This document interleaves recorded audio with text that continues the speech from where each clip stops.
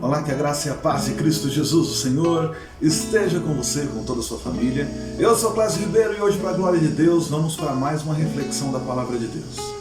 Como vocês podem reparar, o meu estúdio aqui hoje está um pouco barulhento, mas não é por isso que nós vamos deixar de pregar a Palavra de Deus. Nós precisamos e iremos meditar na Palavra de Deus todos os dias, porque isso fará uma grande diferença, tanto na minha vida quanto na sua. Antes de eu começar esse texto, eu quero pedir a você que ainda não é inscrito nesse canal, logo aqui embaixo, já se inscreva.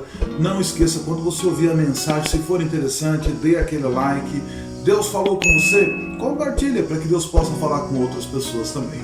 Essa mensagem aqui de hoje será um pouco mais curta do que o usual, mas não significa que Deus não irá falar com você, viu? Hoje o texto que eu quero trazer a reflexão vai estar em Lucas 17, do verso 11 ao 19, mas antes eu quero começar aqui falando com você um pouco mais sobre os milagres que Jesus realizou. Jesus realizou muitos milagres, a Bíblia ela não registra todos. O livro de João 21, verso 15 diz assim, Jesus realizou ainda muitas outras maravilhas. Se todas elas fossem escritas, uma por uma, acredito eu mesmo que o mundo inteiro não seria capaz de conter os livros que se escreveriam.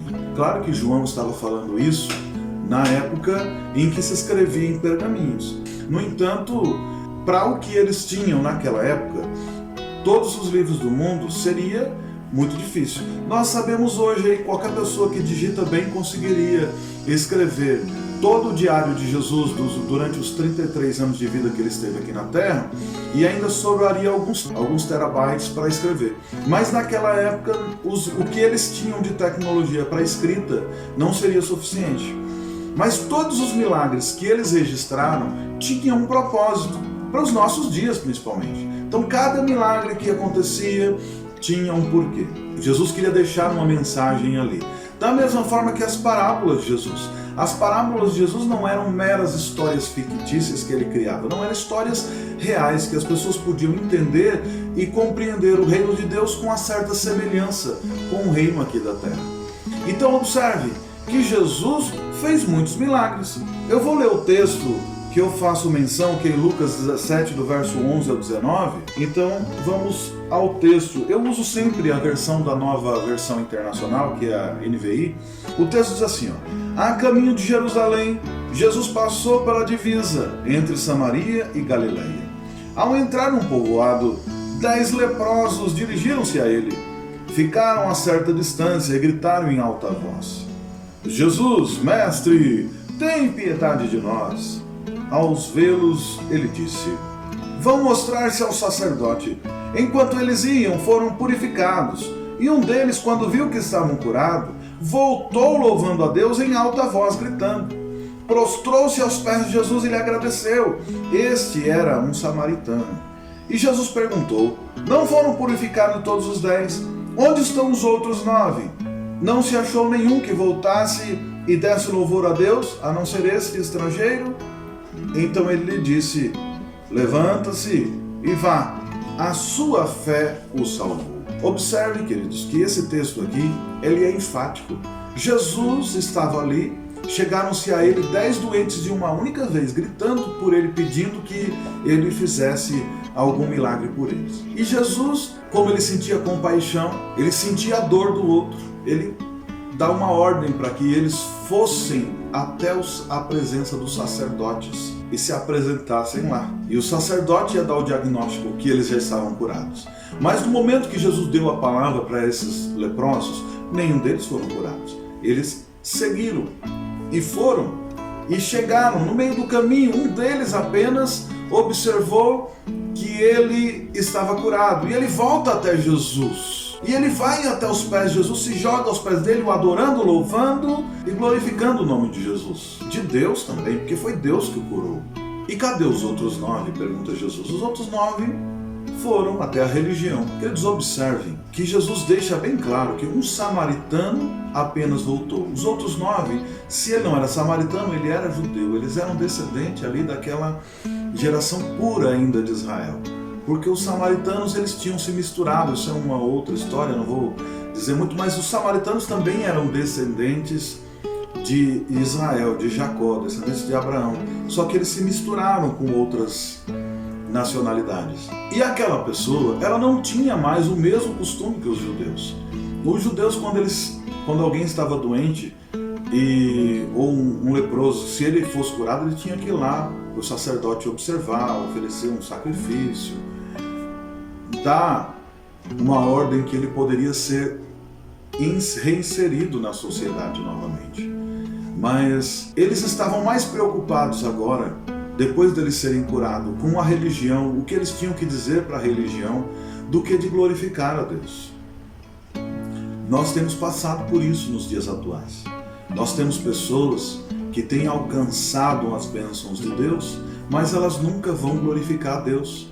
Elas sempre acham que por alguma coisa que ela fez na sua religião, que fez com que ela alcançasse essa graça, que alcançasse essa misericórdia, que alcançasse esse favor imerecido de Deus, porque nós não merecemos. O que nós merecíamos mesmo é o castigo eterno, mas pela graça de Deus que nos foi manifesta através de Jesus Cristo, nós podemos alcançar alguns milagres, podemos alcançar muitas bênçãos de Deus. Jesus curou esses doentes.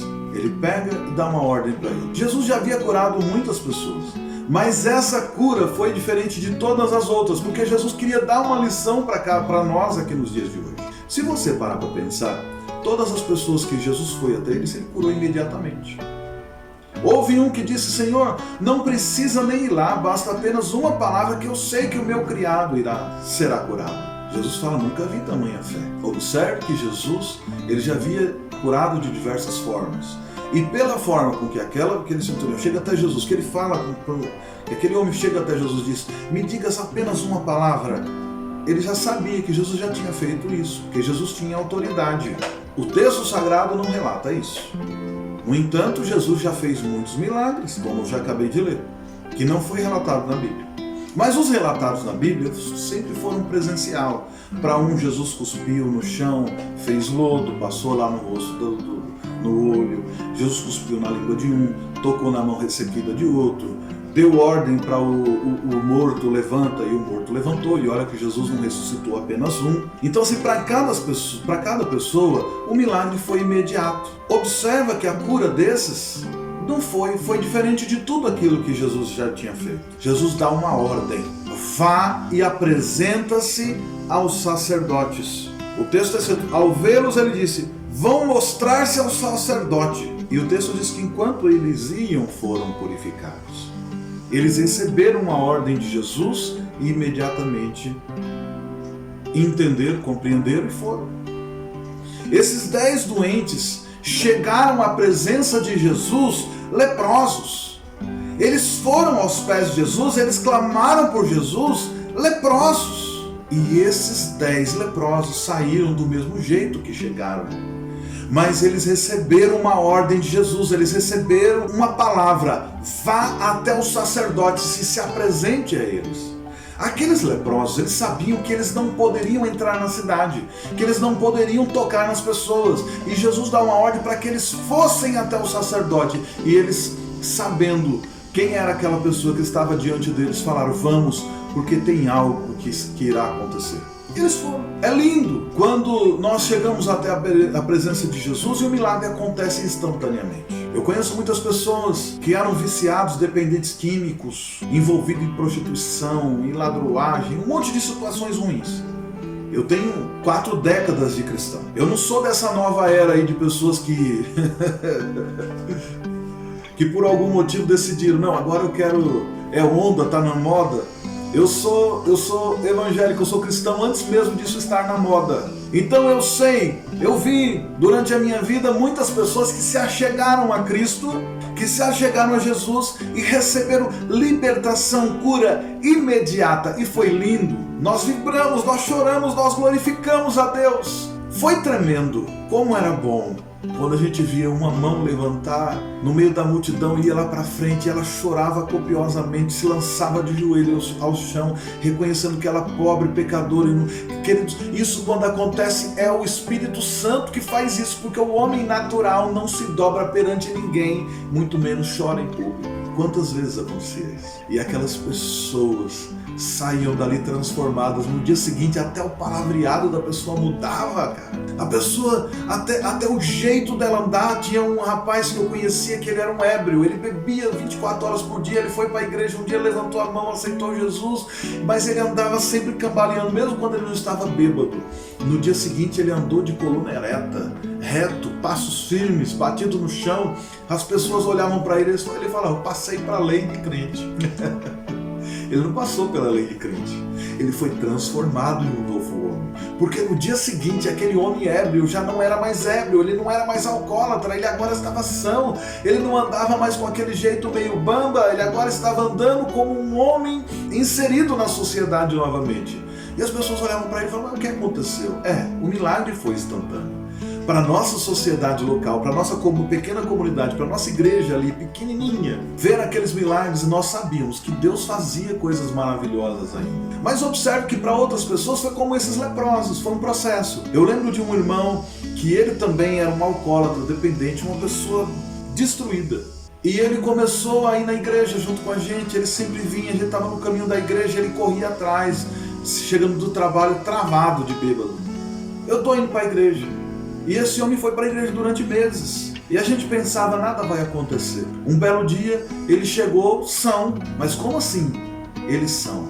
Naquele dia que ele chegou são, no término do culto, ele levantou a mãozinha e foi lá para frente. Ele disse: eu quero ser um novo homem. E ele foi transformado. Eu lembro-me também quando pequeno, uma família que estava sendo destruída, a família inteira perdida. E nós começamos a fazer culto na casa deles. E enquanto cantava, ele chegava do trabalho chapado, bêbado, pegava o violão dele, porque ele tocava demais, inclusive foi um dos melhores violonistas que eu conheci na minha vida, e ele, embriagado, ele tocava, ele não errava uma nota, sempre bêbado.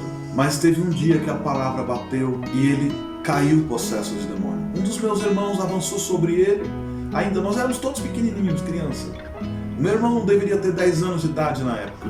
Pulou sobre ele e gritou: sai, Satanás, em nome de Jesus. Aquele homem foi liberto instantaneamente, mas ele já estava num processo, que ele estava lá recebendo a palavra de Deus na vida dele.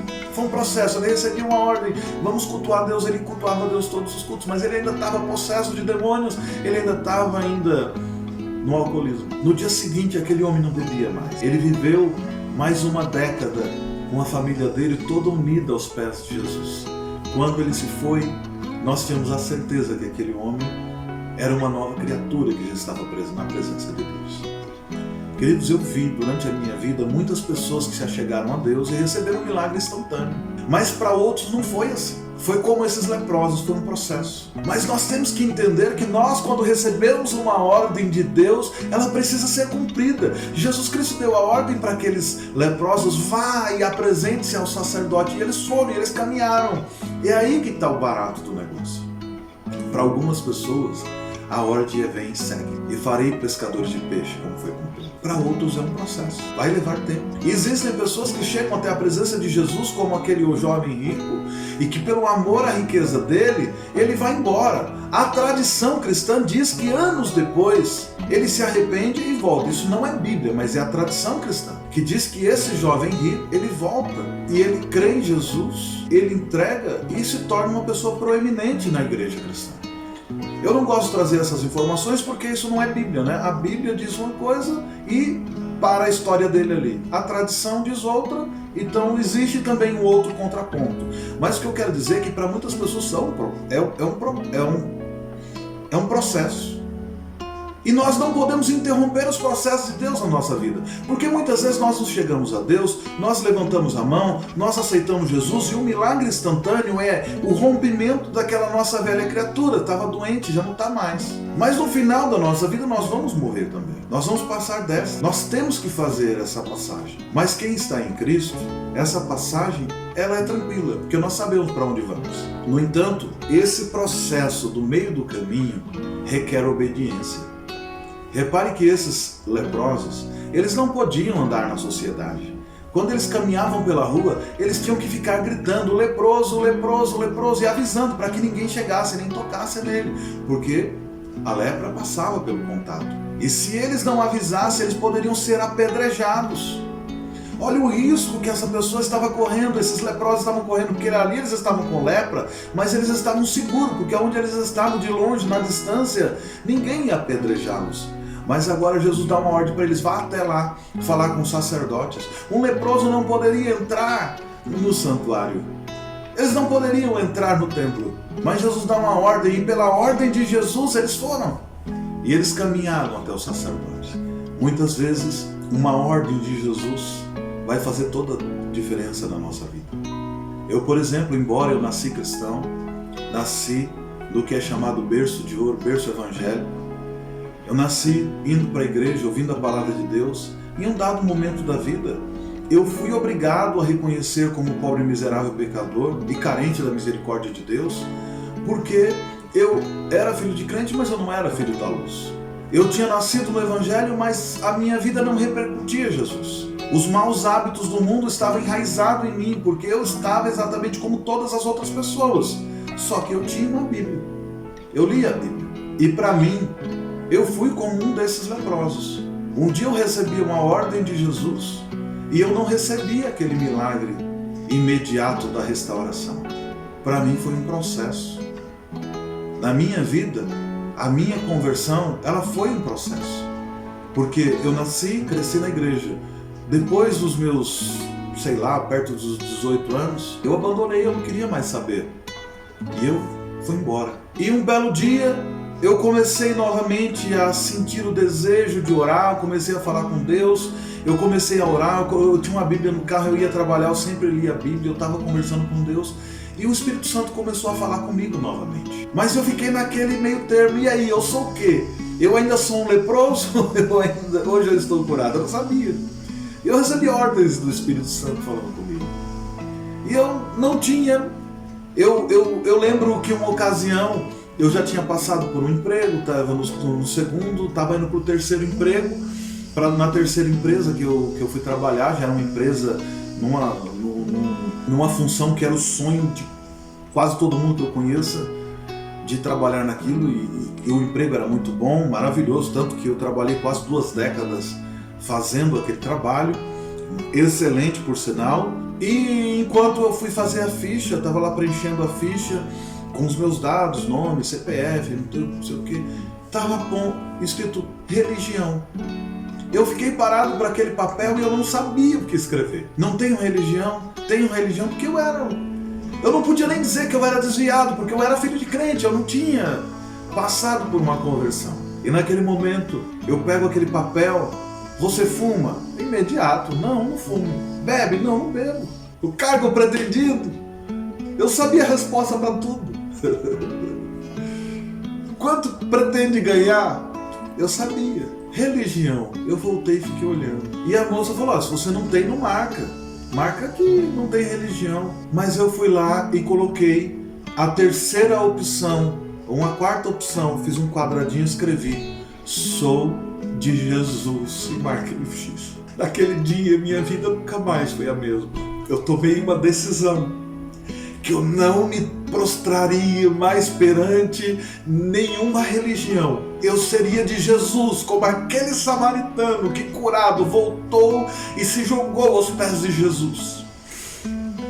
Por isso, queridos, eu tenho hoje 41 anos de idade, e todas as vezes que eu vou em qualquer igreja, que eu prego o Evangelho, arrebaixo mais a ninguém a não ser a autoridade de Cristo. Se Ele me mandar pregar a palavra do jeito que tem que ser pregado, eu vou pregar. Não vou fazer gosto de pastor, bispo, apóstolo, padre, eu não faço gosto de ninguém. Eu cumpro a palavra de Deus. Se a palavra de Deus manda denunciar o pecado, é sobre determinado pecado que eu vou pregar. Se a Bíblia manda denunciar até a mim mesmo, é isso que eu vou fazer, eu vou denunciar. Eu não estou mais submisso a autoridades humanas.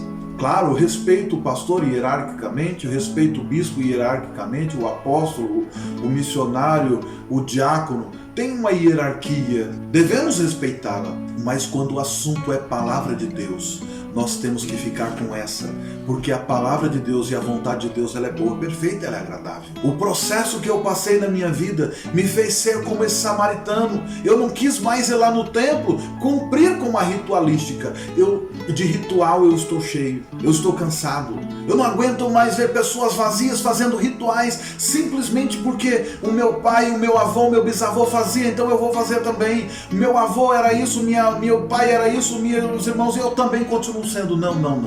O único caminho é a palavra de Deus. Nós temos que submeter a Ele. O modelo de culto, querido, eu já fiz uma infinidade de cultos e atualmente para mim o melhor culto que tem é louvor e palavra. A gente se reúne, canta, adora ao Senhor, palavra. Na minha concepção, não tem mais espaço na igreja para ídolos. Hoje nós vamos convidar o pastor fulano de tal, que ele é famoso, o bispo fulano de tal, o apóstolo fulano. Aqui não. Aqui o famoso é Jesus. Aquele que quer ser o primeiro seja o último. Quem quer ser o maior seja o menor. Mas vamos convidar o cantor fulano que ele vai vir aqui, vai ser bênção. Não. Sabe quem são os melhores cantores? São as crianças. Cadê? Tem criança aí? Coloca ela aqui. Vamos vê-los. Porque quem disse isso foi Jesus. Da boca das crianças sai o perfeito louvor. Então por que contratar, pagar caro por cantores, bandas famosas, simplesmente para nós irmos lá idolatrar, pegar autógrafo? Que é isso? Nós somos servos de Jesus e como servos de Jesus nós temos que seguir as Escrituras Sagradas, nós temos que seguir a Bíblia, nós temos que rasgar os nossos ídolos. Nós temos que nos afastar da idolatria. Mas quando a gente fala idolatria, a gente fala só da Igreja Católica, que tem lá imagens, que também mas também nós estamos nos tornando idólatras. Hoje nós estamos passando por um período que nós estamos sendo questionados como cristãos, evangélicos, protestantes, que nós estamos messianizando políticos. Aonde já se viu isso? Nós temos que nos submeter às Escrituras Sagradas, a Jesus. Nós temos que ser submissos aos nossos pastores quando eles estão alinhados às Escrituras Sagradas. Se eles fugirem das Escrituras Sagradas, nós temos que fazer como Jesus. Virar as costas, bater o pé e tirar até a poeira do pé. Ir embora. Mas você tem que participar da ceia sim. A Bíblia diz que onde 2 ou 3 reunidos em meu nome ali eu estarei. Se você está numa grande igreja, mas essa grande igreja está fora do padrão das Escrituras Sagradas, saia daí. Para os desengrejados, começa a se reunir, se torne uma nova igreja. Quem disse que você precisa ter a placa de A, B ou C? Não precisa. Você precisa ter a placa aí de Jesus sobre vocês. Vocês têm que comungar no partir do pão. Vocês têm que fazer mesa e discutir a palavra de Deus. Debater sobre os temas de salvação, sobre pecado. É um processo. Quando você menos esperar, você que era um desigrejado é uma nova igreja. Por quê? Porque Jesus disse que Ele estabeleceria a igreja dele aqui na terra e as portas do inferno não prevaleceriam contra ela. Você que se chegou a Jesus doente, Ele te deu uma ordem, um processo. Você pode ser como um daqueles leprosos que voltou até Jesus, que não quis saber daquela religião. Ele não fundou uma nova, ele foi adorar Jesus. Você não precisa fundar uma nova religião. O que você precisa é se reunir com o corpo de Cristo. Porque a palavra de Deus diz que assim como o ferro afia o ferro, assim o homem afia o homem. Nós precisamos compreender algumas coisas. Que na nossa vida, o processo, o barato das coisas mesmo, o legal de tudo, é a caminhada. Jesus deu uma ordem para aqueles leprosos, vá até lá. Vá até o sacerdote, vá até o templo. E aqueles homens, enquanto caminhavam, eles se viram curados, limpos. Você que está aí, me ouvindo nesse momento, é na caminhada que Deus tem milagre para você. Obedeça a Ele, continue, segue adiante. A restauração, ela vai vir passo após passo, um dia após o outro. Caminhe sempre em frente, unidos, prossigam adiante. Porque essa é a vontade dele. Entenda que nessa caminhada não vai ser fácil. Os leprosos não foi fácil a caminhada deles. Tinha que estar avisando. Quantas pessoas pegou em pedra pronto para atirar neles? Será que você é diferente de mim? Quantas pessoas hoje falam mal de mim porque eu não fiz nada por eles? Mas quem sou eu para tirar pedra neles? Eu também já fui um dia. Tem pessoas que são pecadoras, mas eu também já fui. Não posso atirar pedra neles. Quantas pessoas que já passou pela minha vida, que eu ajudei e hoje são as que mais falam mal de mim? E aí, o que eu posso fazer? Eu vou parar a minha caminhada? Não. Na luta contra o mal, na luta contra o pecado, nós não sofremos ainda até o céu. Virão perseguições, sim. Se perseguiram a Jesus, vão perseguir nós também. Mas o milagre está na caminhada. É na caminhada. É um dia após o outro. É nos submetendo perante a autoridade do Senhor. É acreditando nele. É nos rendendo a ele. Que nós vamos ser transformados como aqueles leprosos foram. Porque os 10 foram curados. Jesus deu a ordem para eles irem até lá o sacerdote. E eles cumpriram. Só um que não cumpriu. E o que não cumpriu foi o que voltou até Jesus para agradecê-lo, para louvar. E Jesus deu só uma ordem. Agora vai embora. Tua fé te salvou. Não se submeta à religiosidade. Submeta-se a Deus. Submeta-se a Jesus. Submeta-se à palavra dele. Submetendo a palavra dele, você vai descobrir qual é a boa, perfeita e agradável vontade de Deus. Você precisa submeter à cruz de Cristo. Você precisa se reconhecer como pobre, miserável, pecador e carente da misericórdia de Deus.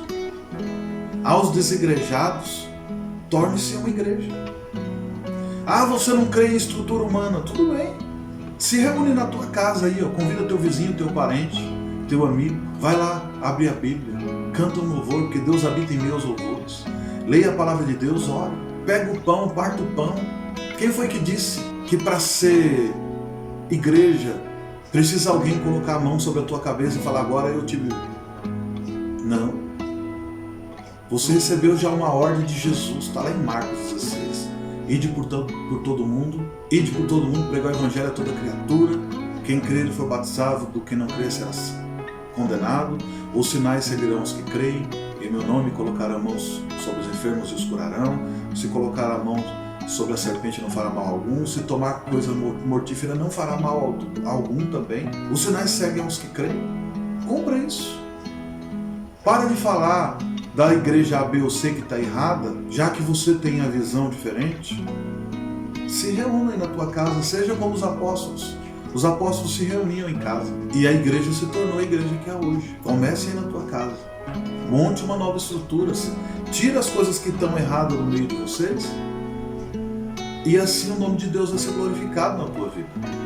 Tem escândalos por aí. Quem sabe as pessoas que vão vir após você não causarão escândalos também.